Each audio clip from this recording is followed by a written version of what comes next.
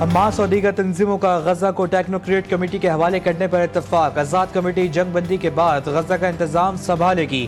Hamas کی web site پر تفصیلی فلسطینی تنظیموں کا مشترکہ بیان جاری۔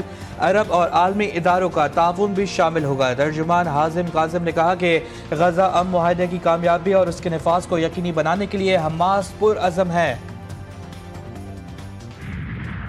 پاکستان اور افغان طالبان کے مذاکرات کا دوسرا دور آج ترکیہ میں ہوگا۔ افغان طالبان کا وفد ترکیہ میں مذاکرات کے لیے روانہ۔ طالبان کے نائب وزیر داخلہ حاجی نجیب وفد کی قیادت کر رہے ہیں۔ ترجمان دفتر خارجہ کے مطابق وفد کی تفصیلات کا علم نہیں۔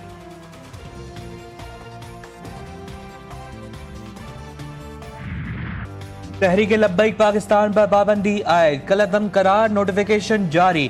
فرسٹ شیڈول فہرست میں نام شامل، ریفرنس دائر کرنے کی بھی تیاری۔ وزارت داخلہ نے پنجاب حکومت کی سفارشات کے ساتھ حتمی رپورٹ وزارت قانون اور الیکشن کمیشن کو بھجوا دی۔ ذرائع کے مطابق وزارت قانون اٹارنی جنرل اور الیکشن کمیشن سے مشاورت کے بعد ریفرنس سپریم کورٹ بھیجے گا۔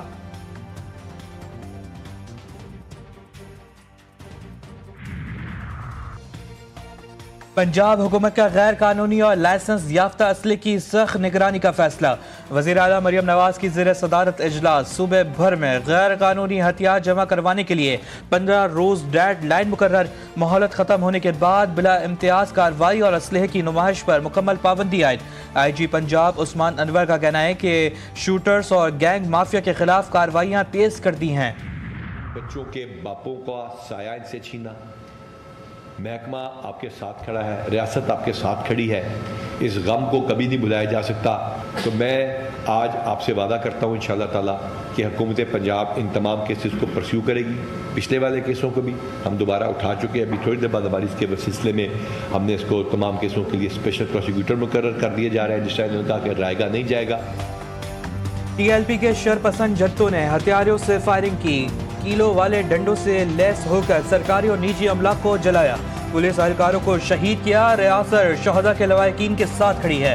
آئی جی پنجاب عثمان انور کی شہداء کے شہید اہلکاروں کے اہل خانہ سے گفتگو۔ کہا آپ کے غم کو بلایا نہیں جا سکتا۔ وعدہ کرتا ہوں کہ حکومت پنجاب شرپسندوں کے تمام نئے اور پرانے پراکسیز کو کھولے گی۔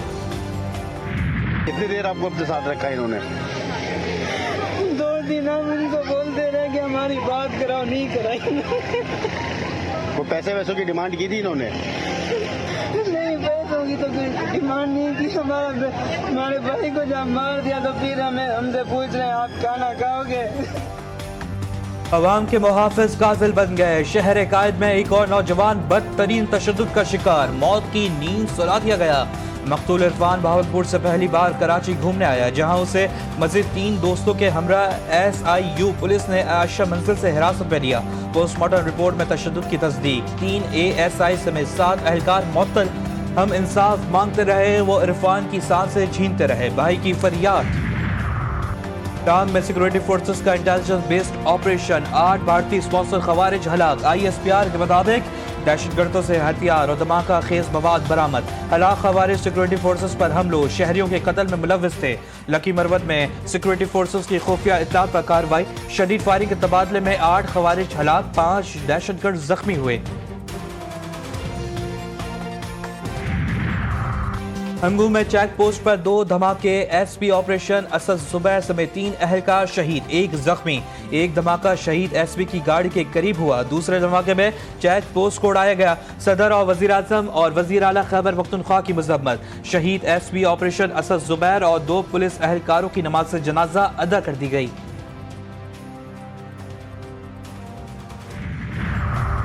پاکستان خطے میں روابط اور معاشی ترقی کے لیے کوشاں، ہمارا خطہ موجودہ بلٹ اینڈ روڈ انیشیٹو تک روابط کا محور رہا۔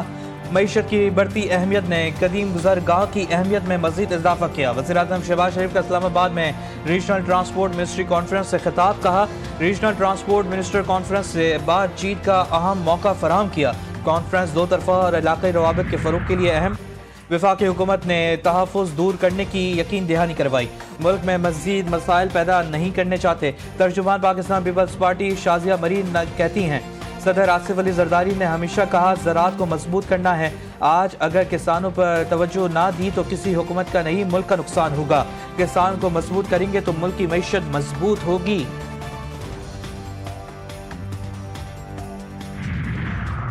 26 نومبر احتجاج کے کیس میں راولپنڈی کی انسداد دہشت گردی عدالت کا علیمہ خان کا شناختی کارڈ اور پاسپورٹ ضبط کرنے کا حکم. بینک اکاؤنٹ بھی فریز کرنے کے احکامات. عدالت نے نادرہ اور امیگریشن پاسپورٹ کو ہدایت جاری کر دی. علیمہ خان کے ضامن کی جائیداد بھی ضبط کرنے کا حکم. سماعت 27 اکتوبر تک ملتوی.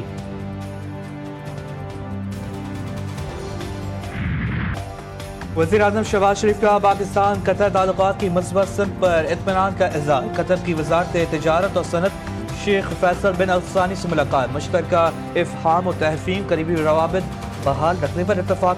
دو طرفہ تجارت اور سرمایہ کاری کے تعاون کو بڑھانے کی اہمیت پر زور دیا.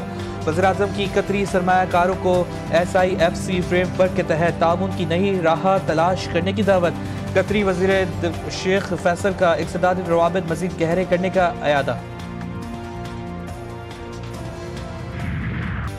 جنگ بندی کے باوجود غزہ میں بھوک کا تباہ کن بحران. ناکافی خوراک سے قحط کی صورتحال سنگین ہو گئی.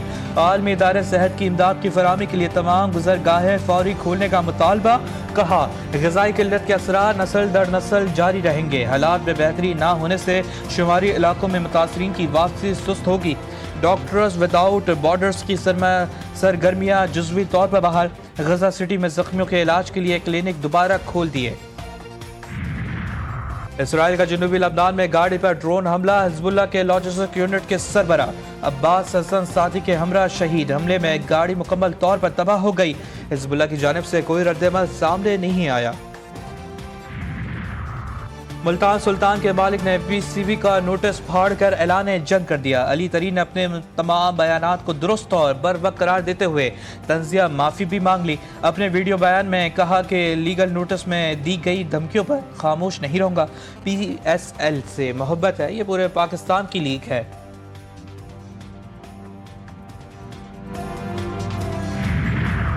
ICC وومینز ورلڈ کپ میں قومی ٹیم کا سفر تباہ. پاکستان اور سری لنکا کا میچ بارش کے باعث بے نتیجہ ختم. قومی ٹیم نے 18 رنز بنائے تھے. دونوں ٹیموں کو ایک پوائنٹس دے دیا گیا. قومی ٹیم ٹورنامنٹ میں ایک بھی میچ نہ جیت سکی.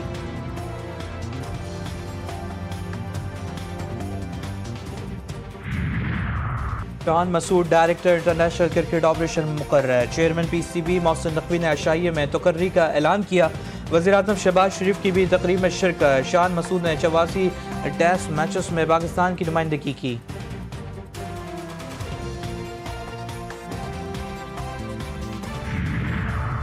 اور بلوچستان کے ساحلی علاقے گوادر میں بریڈ ویل گروہ کا دیکھا گیا. ماہی گیروں نے ویل کی ویڈیو بنا کر World Wide Funds for Nature Pakistan کو ارسال کر دی. ڈائریکٹر WWF محمد معظم خان کا کہنا ہے کہ بریڈ ویل پاکستان کے پانیوں میں پائی جاتی ہے. 3 اقسام میں سے ایک ویلز پاکستان کے گرم اور متعدد سمندروں میں پائی جاتی ہے.